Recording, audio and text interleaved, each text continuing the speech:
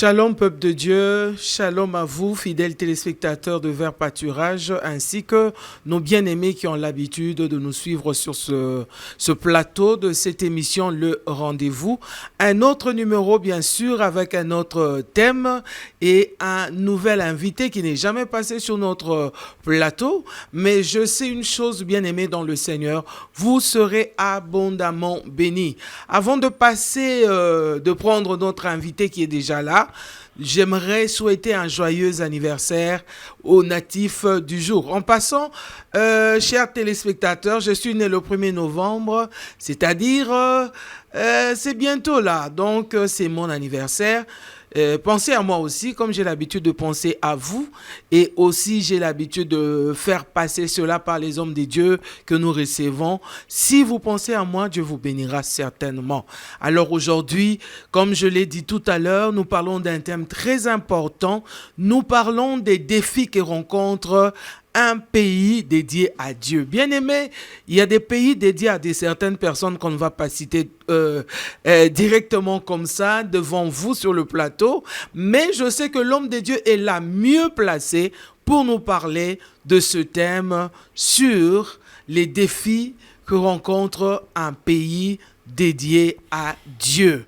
C'est notre thème de ce jour. Toi qui es déjà là, appelle les autres, venez, mettez-vous et nous allons suivre ensemble comment l'homme de Dieu va nous expliquer ce sujet. Que Dieu vous bénisse abondamment. Shalom encore une fois chez vous et shalom à l'homme de Dieu qui est là. Shalom, Maman Street. En tout cas, ça n'a pas été facile de vous avoir et on va vraiment profiter aujourd'hui et bien manger avec vous.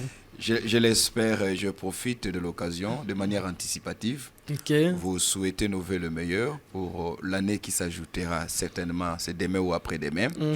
Prions que Dieu qui vous introduit dans une nouvelle phase de votre vie, vous élargisse les voies, vous multiplie sagesse, faveur et opportunités pour que vous continuez à être cette grâce, cette bénédiction pour l'Église Corps de Christ, pour votre ministère, mais aussi pour votre foyer. Merci beaucoup, pasteur. Je suis très content et je le reçois vraiment, ça me va droit au cœur.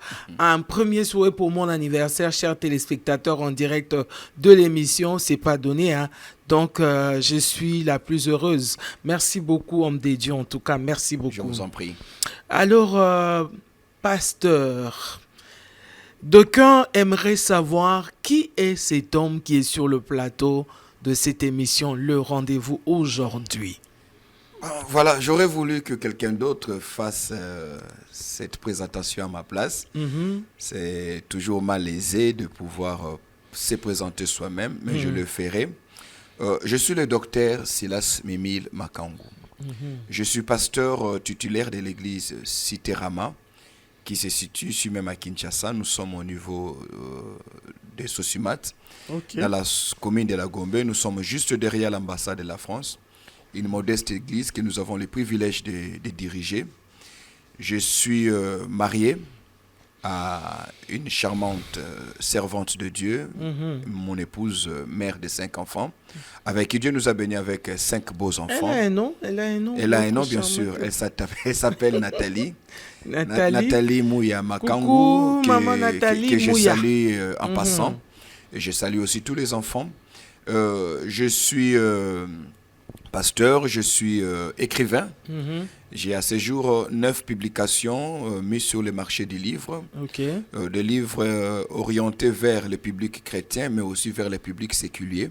D'autant plus qu'au-delà de la pastorale, nous avons aussi une dimension dans la vocation royale, c'est-à-dire dans la vocation séculière. Je suis professeur des universités. Une thèse de doctorat en relations internationales, j'enseigne dans les universités. Je suis, par la grâce de Dieu, consultant en leadership auprès des entreprises privées et publiques, chef d'entreprise. Voilà un peu de manière brève ce que nous sommes. Bref. Tout ça, c'est dans le souci d'apporter, avec la petite grâce que Dieu nous a faite, pour pouvoir consolider l'Église Corps du Christ, servir des modèles aux enfants de Dieu, mais aussi contribuer dans l'avancement du beau pays que Dieu nous a donné. Amen, amen. Ne venez pas me poser la question, qu'est-ce qu'il avait dit en deuxième lieu? Qu'est-ce qu'il avait dit en quatrième position? Je ne connais rien de tout ça. Vous avez suivi vous-même toute cette liste-là de la personne du révérend docteur Silas Mimile Makangu. Et nous bénissons Dieu d'avoir ces genres de personnes dans le corps de Christ. Ce n'est pas donné à tout le monde en tout cas. Et très content d'avoir reçu, je dirais, cette partie de votre vie parce que ce n'est pas tout, pasteur. Aujourd'hui, vous êtes serviteur de Dieu que nous connaissons. Oui. Et vous œuvrez dans le corps de Christ, ça fait quand même beaucoup d'années. Ça fait beaucoup d'années, presque 28 ans. Presque 28 ans déjà. Oui. Mais comment vous avez rencontré le Seigneur Jésus-Christ? Bon, écoutez, révérende, de base, je suis fils de pasteur. Okay. C'est un énorme privilège. Aujourd'hui que je mûris, je grandis. Mais en étant enfant, je croyais que c'était un handicap. J'aurais voulu être le fils de quelqu'un d'autre, sauf le fils de pasteur. Parce que de par l'éducation que nous avons reçue en tant que fils, famille de serviteurs de Dieu, beaucoup de contraintes, beaucoup de privations, beaucoup de limites. Mais aujourd'hui, je considère cela comme étant un énorme privilège parce que nous avons à la fois reçu la rigueur des parents très consacrés vis-à-vis de Dieu, mais aussi qui, dès les bas âges, nous ont montré la voie du Seigneur. Voilà, j'ai commencé à servir Dieu d'abord à un âge très bas. J'ai eu le privilège de rencontrer le Seigneur. Et déjà ici, il faudrait faire une démarcation pour faire comprendre aux téléspectateurs. J'étais très fréquent, très présent dans l'église sans avoir reçu Christ comme Seigneur et Sauveur. Ce qui est le cas de la plupart d'enfants de pasteurs. Ils sont avant tout membres de l'église avant de devenir membres du corps du Christ. Parce qu'on devient membre du corps du Christ par la foi en Jésus-Christ. Et nous, on allait à l'église par obligation, on allait à l'église par tradition, jusqu'à ce qu'un jour, je décide finalement, très jeune, de pouvoir mettre de côté mon adolescence, mettre de côté les passions de la jeunesse pour servir, pour répondre à l'appel de Dieu. Parce que tout en étant païen, il m'arrivait à un certain âge, je jouais au foot. Je jouais au foot, j'étais déjà à la 3e division comme joueur et je croyais pouvoir faire une carrière dans le football. C'était mon rêve le plus fou. Je rêvais pouvoir voyager, aller en Europe, jouer, pourquoi pas un jour au V-Club, ainsi de suite. Devenir un Mbappé de la famille. Parce que mon père a joué aussi au foot dans sa jeunesse. Alors, il y a eu un temps où ça devenait un peu récurrent. Je dormais, je me voyais en train de prêcher. Je me voyais en train de prier pour les malades. Mais c'est une vision que je n'appréciais pas. J'ai détesté et ma mère avait fini par comprendre par mon attitude le matin que j'avais encore refait le même rêve. Quand je me réveillais triste, quand je me réveillais en colère et me posais la question, dis-moi, tu as encore fait le même rêve? C'est-à-dire, tu étais en train de prêcher. Parce que je me disais, si je dois prêcher, je mènerai une vie misérable comme mon père. Parce qu'il faudrait dire pour la petite histoire que la pastorale aujourd'hui, avec tout ce qu'elle rapporte comme avantage matériel et spirituel, dans les temps, il y a 30 ans, 40 ans passés, ce n'était pas le cas. Le pasteur, c'était... le plus misérable. Le plus misérable. Le pasteur, c'était cet homme qui n'avait rien que sa Bible.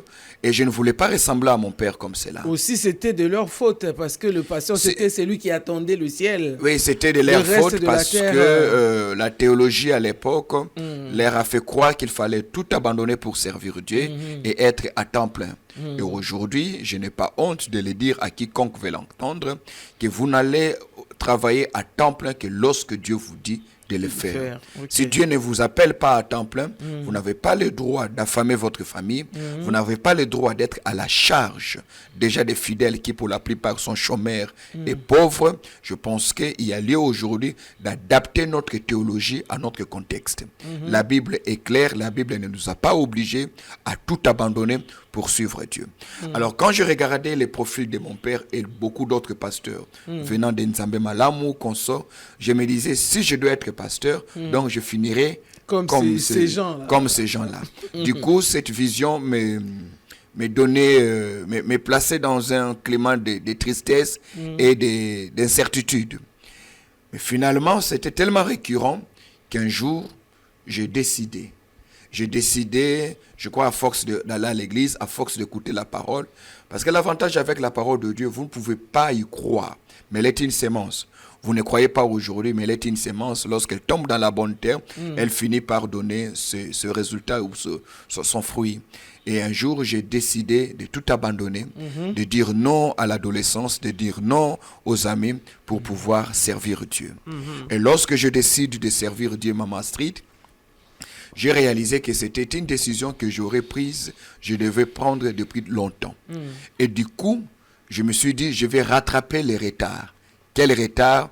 Parce que j'ai beaucoup résisté et maintenant que j'ai accepté, je vais te servir Dieu de manière express. Okay. Ce qui a fait que dès mes débuts dans la vie chrétienne, dans le ministère, j'étais hyper zélé parce que je me voyais redevable vis-à-vis de Dieu. Je disais, ça fait des années que l'appel me poursuivait et aujourd'hui, je vais rattraper les retards. Okay. Ce qui a fait que j'avais une grande soif de Dieu. Je voulais apprendre à connaître Dieu en tant que personne. Je voulais apprendre à connaître la parole de Dieu. Je voulais payer cette dette. Je voulais la payer par une vie de retraite, une vie de consécration, d'abnégation. Je voulais payer cette dette en servant Dieu, prêchant du matin au soir, prêchant au marché de Lupin, allant jusqu'à prêcher au marché de Selembao, allant très jeune, des fois il m'arrivait de prêcher, même les mamans à qui tu prêches avaient pitié de lui. Oh, moi na mouké boye, moi n'oiseau ya boye, et moi na yako zanguba, yako zabitabe. Alors, non, je disais non, c'est pas pour ça que je suis venu prêcher. Et voilà, partant d'un parcours normal, bénéficiant d'un encadrement très solide, parce que mon père, de ce point de vue, n'a pas été complaisant à mon égard. Okay. Quand il a remarqué que j'ai obéi à l'appel de Dieu, il ne m'a pas servi avec un certain favoritisme. J'ai même estimé qu'à un moment donné, il était plus dur à mon égard qu'à l'égard d'autres de ses collaborateurs. Okay. Donc, il veillait à ce que je fasse les choses de Dieu comme il se devait. Il veillait à ce que je ne m'approche pas des sœurs. Il veillait à ce qu'il a une logique qui est la sienne. Et cette logique nous a beaucoup aidé à demeurer dans la consécration. Donc, par après, j'ai commencé l'université. Mais quand je commence l'université, je commence l'université en 97. L'AFDEL venait d'entrer. Je vais faire les relations internationales à l'UNIKIN. Je vais être logé au home. Maintenant, il va se passer un problème. Il va se passer une situation. C'est que la plupart de ma génération, qui étions modérateurs, interprètes, chefs d'intercession, consorts, la plupart d'entre nous, nous étions tous des étudiants. Et à l'époque, les transports étaient très difficiles. On faisait 3-4 heures à l'arrêt de bus. Ce qui fait que la plupart d'entre nous avaient décidé de se rapprocher de leurs sites universitaires. Okay. Moi, je suis allé résider sur le home, sur le campus. Eh bien, il s'est fait qu'il y avait un vide dans le culte de la semaine. Un jour, ma mère vient me rendre visite pour m'apporter de la provision. Je lui pose la question, comment ça va à l'église? Elle me dit, ah oui, ça va très bien. Seulement le culte de hier, l'apôtre, c'est-à-dire mon père, avait modéré et il a prêché. Pour moi, c'était un sacrilège. Comment il pouvait, et tel n'était pas là, oh non, tel est arrivé en retard parce qu'il devait quitter l'ISTA, et tel autre. Non, lui, il est maintenant dans le home à l'ISC. Ce jour-là, j'ai pris la décision de mettre fin à mes études universitaires. Okay. J'ai dit, je vais abandonner les études universitaires pour combler le vide qu'il y avait à l'église. C'était quand même une décision... C'était une décision assez osée. Je ne sais pas si je parlerai d'un excès de zèle, mais je crois que quand je reconsidère les choses aujourd'hui, c'était important pour moi. Okay. C'était important pour moi. Je suis rentré à la maison et mon père, lui qui était le pasteur, au lieu de m'encourager, il a dit pas question. Il m'a dit, si tu ne rentres pas à l'université pour continuer tes études, ici tu ne prêcheras pas, tu ne vas plus modérer, tu ne vas plus conduire l'intercession, même à la dévotion matinale, tu ne prêcheras pas. Et pourtant, moi, je le faisais à cause du fardeau. Parce que je me disais, tout le monde est parti, et bien, moi, je ne vais pas laisser ces vides. Alors, qu'est-ce que je vais faire? Pendant que je vais rester, continuer à servir Dieu, et que lui a refusé, il m'a interdit, je vais aller en retraite. 3 jours de prière. Je devais jeûner à sec, sans boire, sans manger. Et à l'issue de mon jeûne et prière, je suis allé en jeûne et prière pour demander à Dieu de me donner une directive. Est-ce qu'il veut que je retourne à l'université? Parce que le défi c'était, si je retourne à l'université, je ne peux être au culte que le dimanche. Okay. Or, la semaine, les cultes commençaient à être vides. Il n'y avait pas de modérateurs, il n'y avait pas d'ouvriers, parce que tous, nous étions presque des étudiants. Alors, pendant que je vais en retraite, à la sortie de ma retraite, Dieu m'a parlé clairement. Il dit, je vais t'envoyer quelqu'un qui te dira ce que tu dois faire. Okay. Et qui est-ce que Dieu va envoyer? Un de mes amis. Okay. Qui à l'époque était païen, aujourd'hui il est pasteur. Le pasteur David Babilou Tété, qui travaille dans une banque. Il est aussi pasteur à Kimpese. Alors, celui qui va venir me voir, à l'époque, lui était encore païen. Il vient me voir pour me dire, ben écoute, tu es intelligent, tu ne veux plus étudier à cause de ces histoires d'église. Ça, c'est pour les vieilles personnes. Toi, tu dois étudier. Mais puisque tu t'es étudié, voilà ce que je te conseille. Va au moins faire la théologie. Comme ça, tu auras au moins un diplôme au lieu de ne pas avoir un diplôme. Alors, mon père était de l'école d'Adi Nabala. Okay. Pour qui les choses de Dieu ne s'étudient pas. Donc, dire à mon père que j'abandonne mon cursus académique pour aller faire la théologie, non, c'est encore les provoquer. Alors, et sachant que ce Dieu qui m'avait parlé, ayant la ferme conviction que c'était la voix de Dieu que j'avais écoutée, qu'est-ce que je vais faire? Je vais aller m'inscrire. Et à l'époque, le docteur Roger Ousmane des États-Unis venait d'établir son école biblique ici à Kinshasa. C'était auparavant à Brazzaville, mais avec les troubles de Sassou et de Pascal et Lusouba, ils avaient fui les troubles de Brazzaville. Ils sont venus installer en 99 l'école biblique. Et là, Dieu va me dire, voilà l'occasion, va t'inscrire. Okay. Je me suis inscrit pasteur. En passant, pasteur, j'ai été aussi formé là-bas. Oh. Et diplômé de ISBK. Oh, ah bon. Moi, j'étais de la toute première promotion. On était à Lemba. J'ai commencé en 99 pour terminer en 2001. Alors, j'allais à Lemba, à l'USBK, à l'époque IBK, Institut biblique de Kinshasa. Mais chez moi, à la maison, on croyait que j'allais à l'Unikin. Maintenant, il s'est posé un problème. À Lemba, on terminait à 14h. Okay. Or, à la maison, on sait que quand je viens de l'Unikin, je dois arriver à la maison à 21h, 22h à cause de transport. Donc, qu'est-ce que je faisais? Je quitte Lemba, je viens à Lipen, je vais chez des amis, je m'assois, ou je vais prêcher dans des marchés. Jusqu'à 20h, je rentre à la maison. Okay. Je savais que mon père ne savait pas. Et lui me donnait les transports pour aller à l'Unikin. Et moi, j'allais faire la théologie. Jusqu'à ce qu'un jour, je finis les cultes. C'était un jour férié. Il m'a demandé d'apporter la parole. J'ai apporté la parole. Et après les cultes, on me demande d'aller au bureau parce qu'il voulait me parler. Quand j'arrive, il était en train d'écrire avec sa Bible ouverte. Il ne m'a même pas regardé. Et il me pose la question, là où tu fais la théologie, c'est combien l'inscription? J'ai dit, comment ça ici?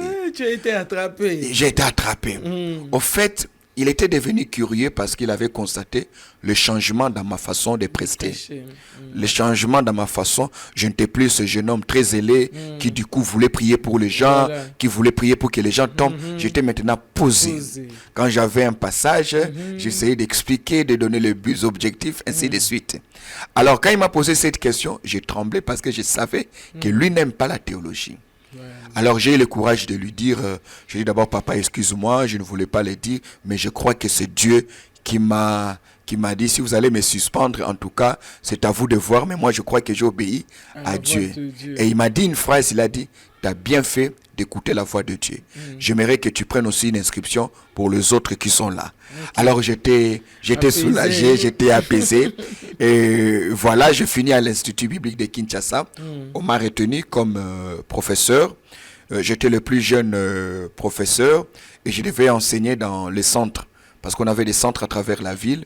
Et il m'arrivait, pasteur Astrid, de pouvoir être le prestataire en tant que professeur et j'étais le plus jeune de l'auditoire. Donc tous les étudiants étaient plus âgés que moi. C'est aussi la chose, je pense que c'est l'une des périodes les plus cruciales dans ma formation sacerdotale Parce que j'étais appelé à enseigner la parole de Dieu à certaines personnes qui avaient connu Dieu avant moi, qui avaient commencé le ministère avant moi, mais des hommes de Dieu qui étaient humbles, qui se laissaient enseigner par un jeune homme.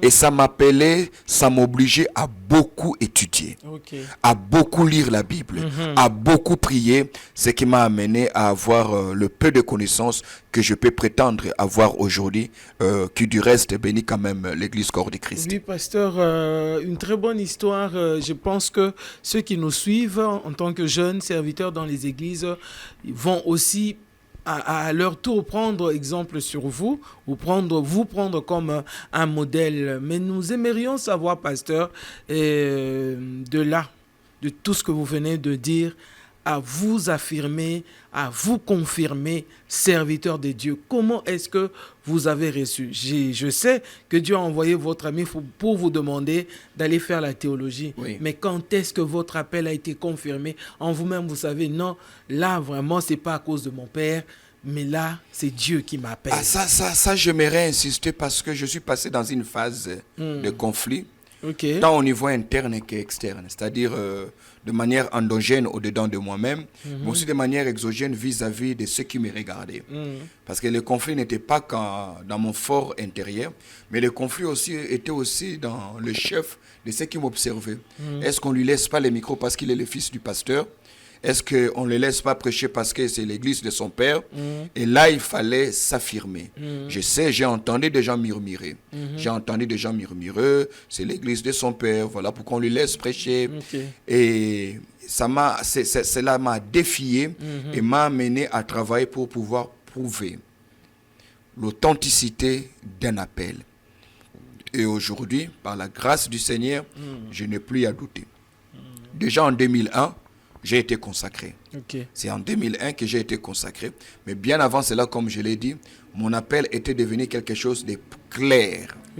Alors, quand on parle de l'appel, il est important de saisir cette double dimension. La première dimension de l'appel, c'est l'appel pour le ministère. C'est-à-dire, c'est cette phase où je crois que je suis appelé par Dieu. C'est cette phase où je crois que Dieu m'appelle à prêcher. De manière générale.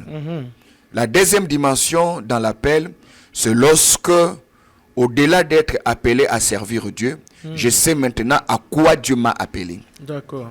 Parce que la bénédiction et la provision divine ne vous accompagnent pas en tant que serviteur de Dieu. Vous accompagnent parce que vous êtes dans la réalisation de la tâche que Dieu associe à votre appel ou à votre ministère. C'est-à-dire répondre à la question à quoi est-ce que Dieu m'a appelé. C'est-à-dire quelle est la vision que je poursuis.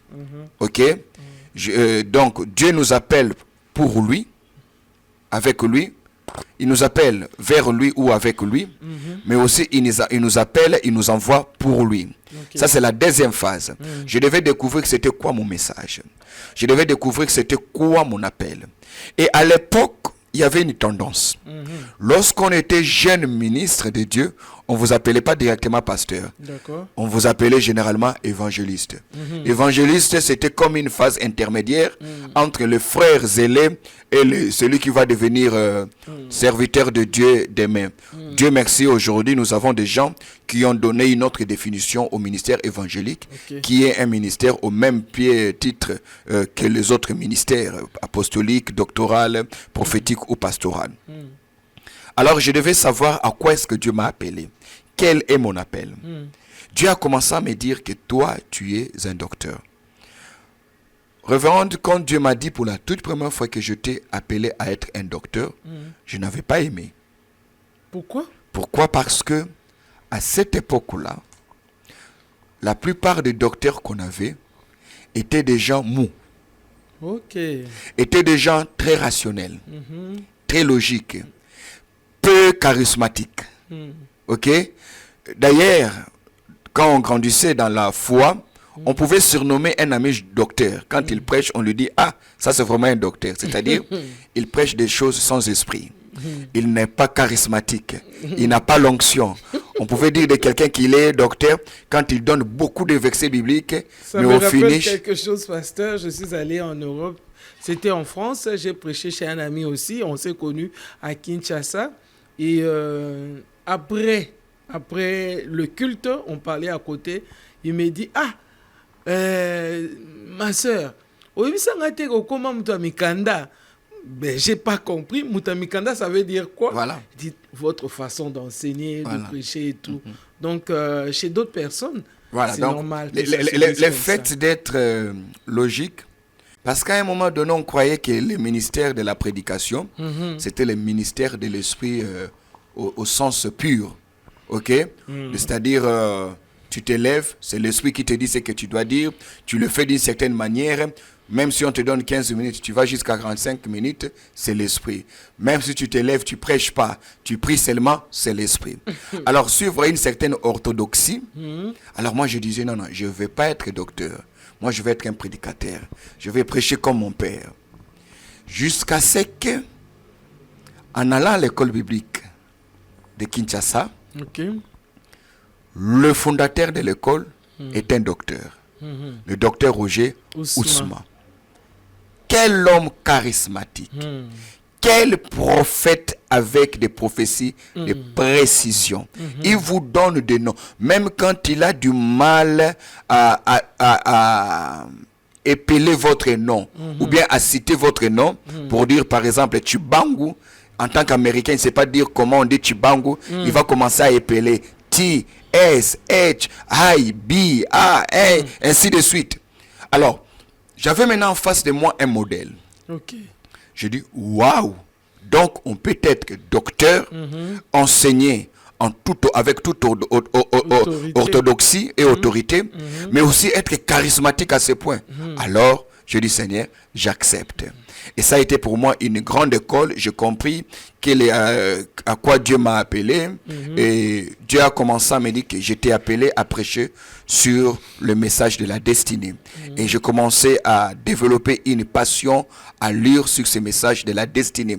Jusqu'à ce qu'au fur et à mesure, parce que on rencontre Dieu en un jour, on découvre Dieu tout au long de sa vie. Amen. On reçoit l'appel en un seul jour, mais on découvre les dimensions de son appel tout au long de sa vie. Il a fallu Abraham plus de 25 ans pour connaître le Dieu de son appel. Il a fallu aux apôtres plus de 3 ans à vivre avec Jésus, mais ça n'a pas suffi pour qu'ils connaissent totalement qui était le Seigneur. Et moi aussi, ça m'a pris tout ce temps. Donc, au fur et à mesure que j'avançais, j'ai découvert c'était quoi mon appel. Aujourd'hui, je suis arrivé à une phase où il est impossible, je dis bien, il est impossible que je me compare avec qui que ce soit. C'est comme ça que vous n'entendrez jamais le docteur Silas être en conflit avec X ou Y. Vous n'entendez jamais le docteur Silas contredire les messages de qui que ce soit.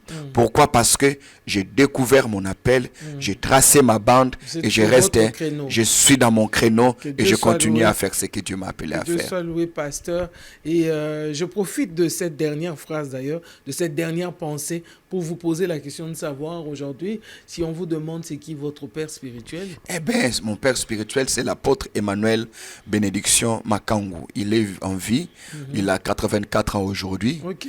Il a 84 ans, il est encore fort. Il conduit d'ailleurs jusqu'à cet âge, bon, bien que nous l'interdisons de ne plus conduire à cet âge ici. C'est vers lui que je vais toutes les fois que j'ai besoin d'une imposition des mains. C'est le seul homme de Dieu dans la vie à qui je paye ma dîme. Amen. Le seul homme. Je peux donner des semences. Quand Dieu me met à cœur, on va voir tel pasteur, donne-lui telle offrande, je donne l'offrande. Mais ma dîme, je suis resté fidèle à mon père spirituel. Je ne l'ai jamais remplacé, peu importe la modeste église qu'il conduit, peu importe le fait qu'il ne soit pas médiatisé, qu'il ne soit pas un de grands noms, mais je suis fier de sortir de ses entrailles sacerdotales parce que je pense que ce qu'il m'a donné comme fondement, comme base. Je pense que je ne l'aurais peut-être pas eu si j'avais eu un autre père spirituel. Il était très rigoureux, très, très rigoureux. Tu finis de prêcher, il te dit, ça, on ne le dit pas comme ça. On ne parlait pas comme ça dans un auditoire où il y a des gens. Il te dit, toi, ça fait longtemps que tu es allé en retraite de prière. Et quand tu reviens, il te dit, qu'est-ce que Dieu t'a dit? Donc, jusqu'à présent, je bénéficie de son mentorat, je bénéficie de sa couverture spirituelle. Vraiment que Dieu le bénisse. Que Dieu soit loué pour le Père biologique et en même temps le Père spirituel de notre invité de ce soir, qui est le docteur Silas Mimi Makangu. Bien-aimé dans le Seigneur, nous parlons d'un thème très important que je rappelle déjà. Et ce thème, c'est les défis que rencontre un pays dédié à Dieu. Il y a beaucoup de défis. Alors, pasteur, pour passer à notre sujet du jour, la première des questions, c'est j'aimerais savoir d'où vous est venue déjà cette pensée de parler de ces défis-là. Ben écoutez, madame, je suis... ceux qui me connaissent aujourd'hui, ils savent que mon ministère touche à tout ce qui y a trait à la nation.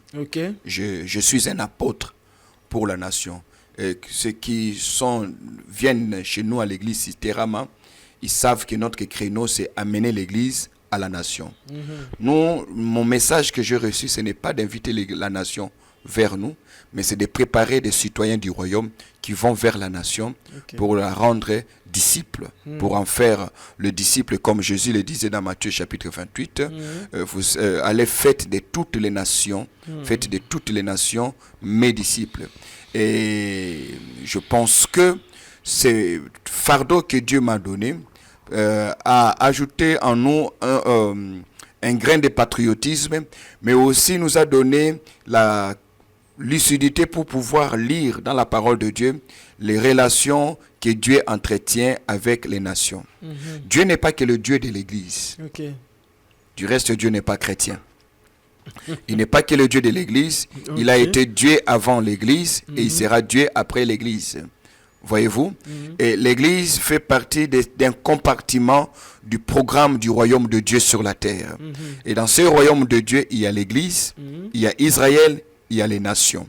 Pour chacune de ces entités, il existe un programme, un fardeau et un message de Dieu pour ces différentes entités.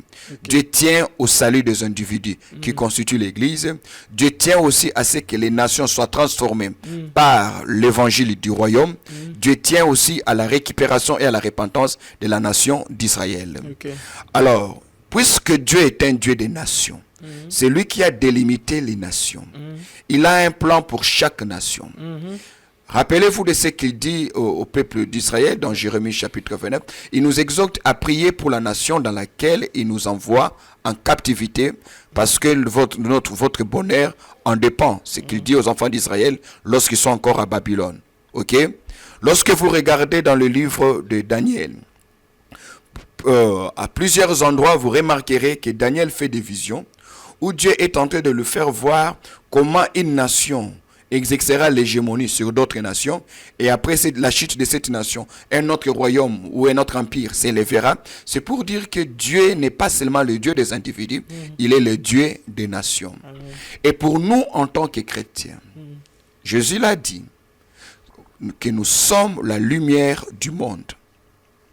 Nous sommes le sel de la terre. Nous ne sommes pas la lumière de l'Église. Nous ne sommes pas la lumière du ciel, nous sommes la lumière du monde. C'est-à-dire notre vocation en tant qu'Église consiste à éclairer les nations ténébreuses dans lesquelles nous sommes nés ou les nations dans lesquelles nous trouvons notre citoyenneté. C'est-à-dire la dimension apostolique de notre appel, de notre vocation, ne consiste pas seulement à implanter des églises dans les quatre coins de l'étendue nationale, mais c'est aussi de se rassurer que l'impact de nos cultes a réussi à transformer la marche de la nation en transformant d'abord les individus, mais aussi en transformant le système de gouvernance, en transformant les institutions, parce que c'est ce que Jésus veut dire quand il dit aux disciples, faites de toutes les nations mes disciples. Alors, partant de cette vision, que Dieu nous a donné, vous remarquerez pour ceux qui nous connaissent, nous revenons sans faire la politique. Sans faire la politique, d'ailleurs, il y a certains hommes politiques qui me posent la question, est-ce que tu ne vas pas être candidat? Simplement parce que quand je prêche, je reviens souvent sur la nation. Okay. Parce que quelque part, je crois aussi que si l'Église influence la nation influence aussi l'Église de sa nation. Voyez-vous? Okay. C'est-à-dire, nous ne sommes pas pauvres parce que nous sommes appelés à être des chrétiens pauvres. Nous sommes pauvres aussi parce que nous sommes dans une nation pauvre. Okay. Voyez-vous? Les églises nigérianes ne sont pas riches parce qu'elles ont le Saint-Esprit. Les églises nigérianes sont généralement riches parce qu'ils vivent dans une nation où il est facile d'être riche. Okay. Raison pour laquelle vous trouverez les pasteurs les plus riches d'Afrique au Nigeria. Si vous vous arrêtez par là, vous croirez que c'est l'œuvre du Saint-Esprit. Mais il suffit de constater que même le païen le plus riche est aussi au Nigeria. C'est alors que vous comprendrez qu'il y a une interpénétration, une corrélation entre l'Église et la nation dans laquelle elle est établie. C'est-à-dire qu'il est très difficile d'avoir une Église véritablement prospère dans une nation pauvre. Il est très difficile d'avoir une Église pauvre dans une nation riche. Pourquoi? Parce que ceux qui composent la nation ceux qui composent l'église plutôt, travaillent dans la nation. Le jour où on aura une bonne gouvernance, le jour où l'on respectera les SMIC, même dans nos paniers d'offrande, on les sentira. On va y arriver, pasteur. Nous voulons savoir, je voudrais dire, ceux qui nous suivent là-bas, aimeraient savoir, quand vous parlez de défis, qu'est-ce que vous-même, vous avez compris par défi? Alors, revenons à notre thématique. Nous parlons de défi d'une nation qu'on a consacrée à l'Éternel. Et ici, la définition sera contextuelle, dans notre contexte. Okay. Depuis le 29 juin 2019, il s'est passé un grand événement. L'événement au stade des Martyrs, où pour la toute première fois, nous avons eu un chef d'État, un président de la République chrétien, qui a, ensemble avec l'Église réunie dans ces stades des Martyrs, fait une prière de dédicace, disant, Seigneur Jésus-Christ, je te consacre la République démocratique du Congo. Et je me rappelle même une phrase que le président de la République a dit, je fais de toi le roi du Congo. Alors, pourquoi on a poussé le président de la République à le faire? C'est parce que des années avant, l'Église a espéré, l'Église a cru que les malheurs du Zaïre à l'époque, les malheurs du Congo étaient dus du fait que nous avons eu des dirigeants occultistes. Nous avons eu des dirigeants de la Prima Curia. Les pays étaient vendus à Satan. Alors nous avons fait des prières. Nous avons prié pour la terre. Nous avons prié pour l'eau. Nous avons même prié pour des bêtes. Je me rappelle à l'époque, avec la maison africaine des prières, avec Papa Kalaki. Je ne sais pas si Papa Kalaki est toujours vivant. Le pasteur André Batsimba, qui est à Bandal. Des prières de jeunes de 100 jours priant pour les pays. Il y a même des Nigériens qui sont venus nous accompagner dans ces moments de prière parce que nous prions et demandions à Dieu de nous donner des dirigeants qui le connaissent. Parce que nous nous disions que si on a des dirigeants qui connaissent Dieu, qui ne sont pas occultistes, le pays va décoller. C'était une erreur d'ignorance. Et on a consacré le pays entre les mains de Dieu.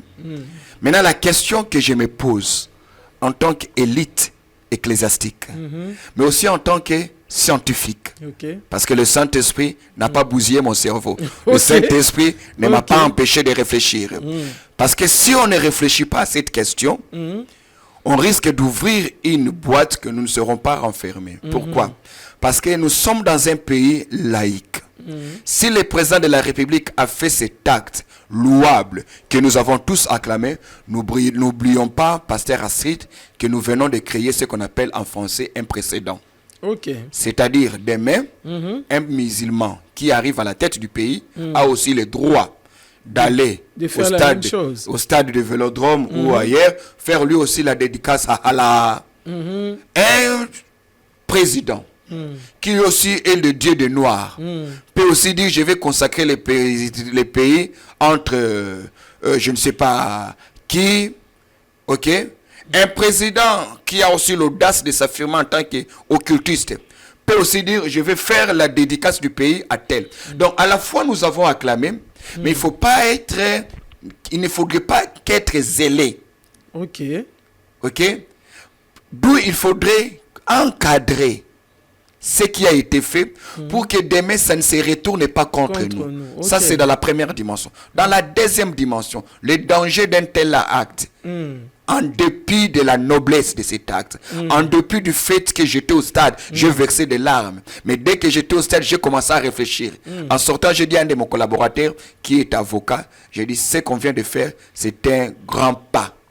Mais un pas très dangereux si on ne s'assume pas en tant qu'une église responsable. Pourquoi? Parce que nous venons de montrer aux gens aujourd'hui que même quand on donne un pays entre les mains de Dieu, les choses ne changent pas. Et pourtant, des espoirs ont été fondés là-dessus. À qui la faute? Ce n'est pas la faute au chef de l'État. Parce que les hommes de Dieu lui ont fait croire que si tu fais ça, l'économie sera stable. Si tu fais ça, on n'aura plus de guerre. Si tu fais pasteur, ça... Mais au moins il l'a fait. Au moins il l'a fait en public. Et je poserai la question de savoir, quand vous parlez ainsi, à qui la responsabilité? La responsabilité, c'est aux hommes de Dieu. La responsabilité, c'est-à-dire, c'est de dire, voilà ce que l'on va faire. Mais parce qu'on va faire, on ne va pas christianiser les pays. Parce que nous sommes déjà un État laïque. Voilà. Mais nous venons d'engager l'honneur du royaume de Dieu. Nous venons d'engager l'honneur de Dieu. Si nous ne nous affirmons pas et n'assumons pas comme il se doit nos responsabilités, demain on se moquera de nous. L'on dira, ça fait quoi? Mais il n'y avait pas que l'église de réveil. Mais il y avait des musulmans. On a vu les kimbanguistes dans le stade. Non. On a vu les problèmes, madame. Toutes les confessions religieuses. Il a fait à Jésus-Christ. À eux aussi la responsabilité. On a confié les pays entre les mains de Jésus-Christ. Mais ce sont des églises. Alors les autres États africains, Jésus-Christ aussi. Les autres États, je suis pour. Je voudrais même si on peut les refaire, qu'on les refasse. Mais je voudrais aussi, au même moment qu'on les fait, qu'on s'assume pour dire quelles sont les mesures d'accompagnement d'un tel acte qui demain peut aussi pousser les musulmans à faire les mêmes actes. Les musulmans peuvent vous dire, bon, vous avez confié les pays entre les mains du Seigneur, laissez aussi nous confier les pays parce que nous sommes à la direction du pays, voir ce que ça va donner. C'est l'honneur de Dieu qui est engagé. Nous devons défendre la valeur du royaume. Nous devons montrer qu'un pays confié entre les mains du Seigneur fonctionne différemment, d'abord dans sa gouvernance. Mais le problème, c'est quoi? C'est que nous sommes une église qui a confondu la chrétienté à la compétence. C'est-à-dire que nous avons cru que parce que les gens étaient chrétiens, que cela était une compétence. Voilà pourquoi nous parlons de Daniel était enfant de Dieu. Il a fait... Non. Daniel n'a pas fait réussir le règne de Nabuchodonosor, de Darius, le Perse, simplement parce qu'il était israélite. Il a fait réussir le règne des Perses et des Babyloniens parce qu'il avait la compétence. Voyez-vous? Et qui dit compétence dit savoir-faire. Qui dit savoir-faire dit gouvernance. Or, la Bible est avant tout un livre de la gouvernance publique. Voyez-vous, la Bible est avant tout un livre de la gouvernance publique. C'est-à-dire, nous devrions, pour avoir confié les pays entre les mains du Seigneur, taper sur la table pour dire, il y a des choses qu'on ne va pas tolérer pour avoir simplement engagé l'honneur de Dieu. Et parce qu'on a engagé l'honneur de Dieu, nous devons nous rassurer que les choses se fassent de la plus belle manière. C'était déjà un préalable qu'on a accompli. Mais le préalable ne suffit pas, madame. Il faudrait de véritables mesures d'accompagnement. Regardez aujourd'hui dans quel contexte se trouve la gestion de l'Église de Christ dans la République démocratique du Congo. Pour la toute première fois dans l'histoire du Congo, depuis l'époque belge, même depuis l'époque de Nzingankoufou, c'est la toute première fois qu'il y ait autant de chrétiens baptisés d'eau, baptisés de l'esprit, parlant en langue dans des sphères de commandement. Nous avons à la tête du pays un frère dans le Seigneur, membre d'une église locale. Nous avons à la tête de la plus haute institution judiciaire, la Cour constitutionnelle, nous avons un pasteur d'une église évangélique. Nous avons au niveau de l'auditorat du Conseil d'État, nous avons un pasteur. L'auditeur général est un pasteur. Le chef d'état-major, pour la toute première fois, est un pasteur. Le directeur du cabinet du président est un pasteur. Rien qu'au niveau du cabinet du président, on dénombre plus de 42 pasteurs. C'est-à-dire, c'est la gestion de ceux qui parlent en langue. C'est la gestion des chrétiens. Madame, vous pouvez refuser. Mais l'Église vit aussi dans la compétitivité. L'Église vit aussi dans la compétitivité avec les autres tendances, avec d'autres croyances et les autres tendances religieuses. Nous sommes en train de créer un précédent. Nous risquerons demain de dire que les enfants de Dieu ont eu le pouvoir. Nous avons eu le directeur, le président de l'Assemblée provinciale de Kinshasa, la législature passée, c'était un pasteur. Et celui de maintenant, la législature actuelle, c'est encore un pasteur que je salue et je bénis tous. Que Dieu les soutienne dans leurs fonctions respectives. Les dangers, c'est quoi? Les dangers, c'est que 20 ans après, ceux qui comprendront ma rhétorique, ceux qui comprendront ma logique, sont ceux-là qui ont été dans l'intercession pour les pays 20 ans passés. Ceux-là qui priaient que Dieu suscite les enfants de Dieu. Ceux-là qui croyaient que les pays n'avancent pas parce que nous avons des francs-maçons, parce que nous avons des sorciers, parce que nous avons des gens de la prima curia. Mais aujourd'hui, nous avons des membres d'église.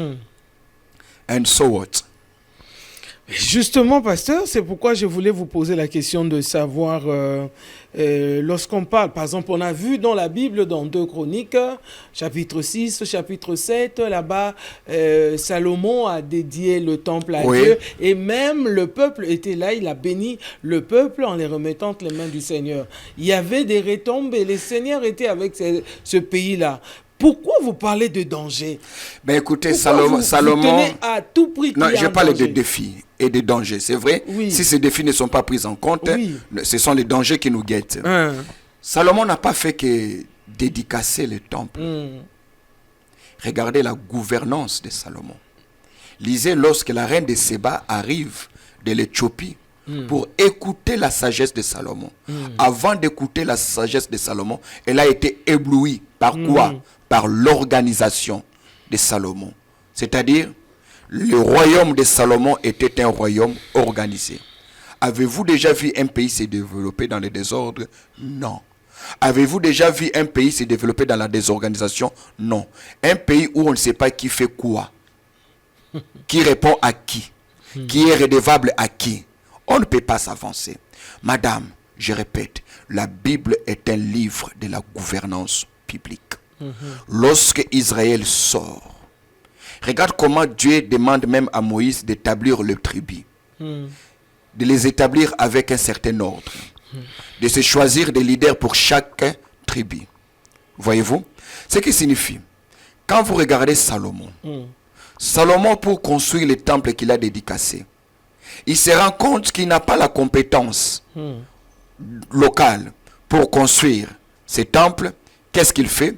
Il fait appel à Hiram, le roi de Tyr. Il écrit une lettre à Hiram.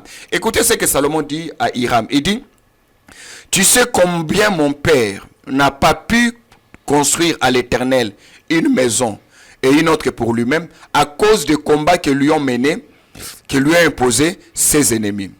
Il dit, envoie-moi le bois du Liban, envoie-moi tes experts pour que je puisse construire les temples. Donc déjà, Salomon comprend que si on doit construire les pays, on le construit avec les experts, on le construit avec les compétents, pas avec les amis.